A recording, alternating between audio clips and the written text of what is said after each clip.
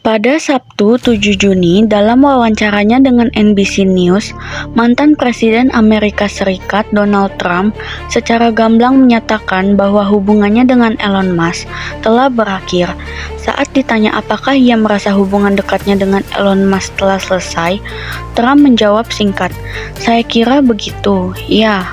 Ketika pewawancara mencoba menggali lebih dalam, menanyakan apakah ia ingin memperbaiki hubungan yang telah rusak itu, Trump menjawab tegas, "Tidak." Pernyataan Trump ini menandai puncak dari perseteruan panas yang selama beberapa minggu terakhir berkembang di media sosial dan ruang publik.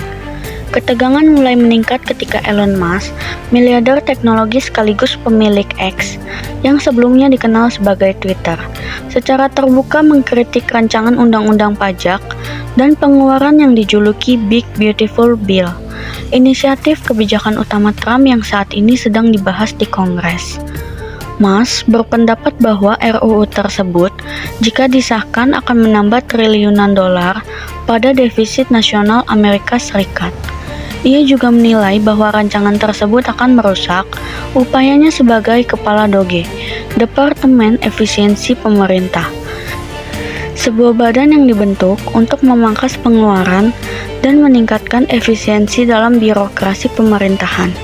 Tak lama setelah mengundurkan diri dari jabatan kepala DOGE, hanya setelah 129 hari menjabat, Musk menuliskan sebuah unggahan pedas di platform X, menyebut RUU tersebut sebagai kekejian menjijikan. Meskipun saat itu ia tidak menyebut nama Trump secara langsung, pesan yang ia sampaikan terasa sangat jelas bagi para pengamat politik. Ketegangan semakin membara ketika pada Kamis 5 Juni, Trump mengatakan kepada wartawan bahwa dirinya kecewa dengan sikap Musk. Musk pun menanggapi dengan serentetan unggahan panas di X, menyatakan bahwa Trump tidak akan bisa menang dalam pemilu mendatang tanpa dukungannya.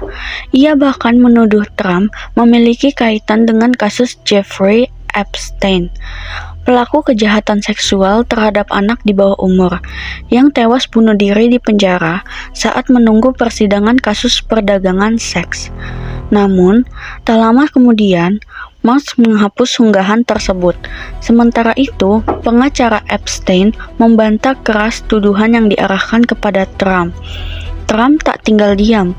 Melalui platform miliknya, Truth Social, ia menyebut Musk telah gila dan bahkan mengancam akan membatalkan semua kontrak yang dimiliki Musk dengan pemerintah federal. Dalam wawancara dengan NBC News yang sama, Trump menegaskan bahwa Musk telah tidak menghormati jabatan Presiden Amerika Serikat. Kutipan langsung dari Trump, "Saya pikir itu hal yang sangat buruk, karena dia sangat tidak sopan. Anda tidak boleh tidak menghormati jabatan Presiden." Sementara itu, sejumlah tokoh penting dari Partai Republik pun angkat suara. Wakil Presiden AS, J.D. Vance, menyatakan bahwa Musk telah bertindak sangat keras dan menyebut tindakannya sebagai kesalahan besar.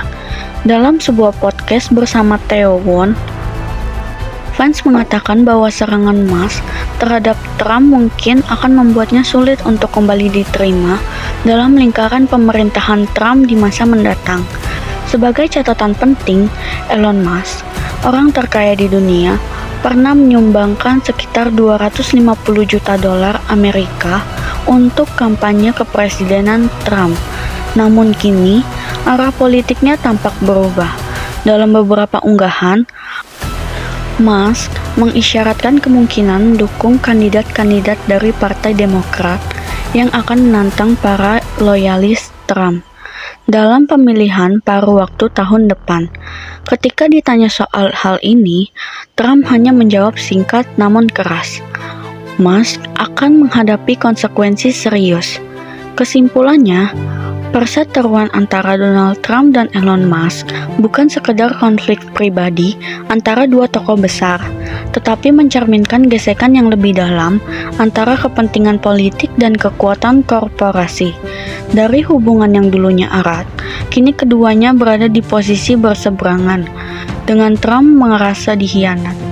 dan Musk merasa kebijakannya tak lagi sejalan dengan arah politik Trump. Pernyataan saling sindir, ancaman kontrak, hingga tuduhan serius menunjukkan bahwa konflik ini bukan hal sepele. Bahkan, ini bisa mempengaruhi dinamika politik menjelang pemilu serta hubungan antara sektor swasta dan pemerintahan di masa depan. Bagi publik, ini menjadi pengingat bahwa dalam politik dan kekuasaan, aliansi bisa berubah sewaktu-waktu, dan tidak ada yang benar-benar abadi.